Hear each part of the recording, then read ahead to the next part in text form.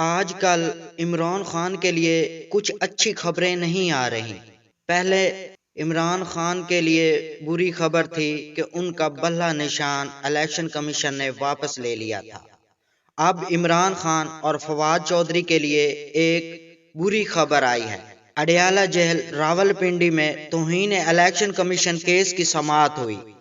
P T I وکلا نے درخواست کی کہ آج قانونی ٹیم کے سربراہ شعیب شاہین سپریم کورٹ میں مصروف ہیں، فرد جرم آج عائد نہ کی جائے، اس کیس میں عجلت نہ کی جائے۔ وکلا نے جیل ٹرائل کے خلاف بھی استدعا کی، لیکن کمیشن نے پی ٹی آئی کی دونوں درخواستیں مسترد کر دیں۔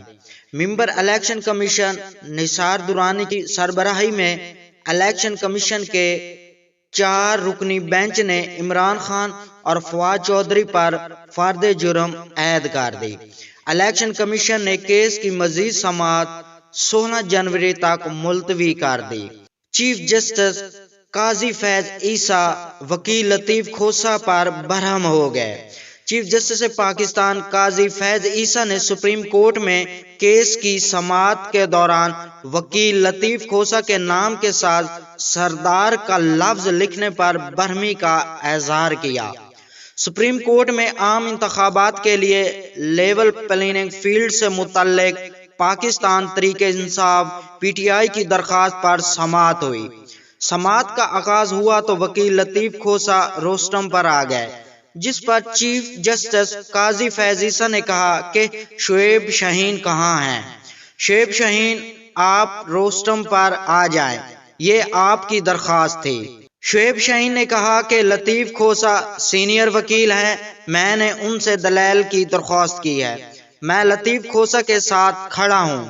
چیف جسٹس قاضی فیض عیسیٰ نے لطیف کھوسہ کے نام کے ساتھ سردار لکھنے پر اظہار برہمی کیا اور کہا کہ یہ سردار، نواب اور پیر جیسے الفاظ آپ لکھنا بند کر دیں۔ 1976 کے بعد سرداری نظام ختم ہو چکا ہے، یا تو پاکستان کا آئین چلائیں یا پھر سرداری نظام۔ آئین پاکستان کے ساتھ اب مذاق کرنا بند کر دیں۔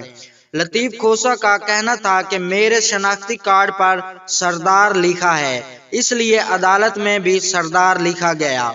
چیف جسٹس کا کہنا تھا کہ سردار اور نوابوں کو چھوڑ دیں، اب غلامی سے نکل آئیں، سردار لکھ کر اپنا رتبہ بڑا کرنے کی کوشش نہ کیا کریں۔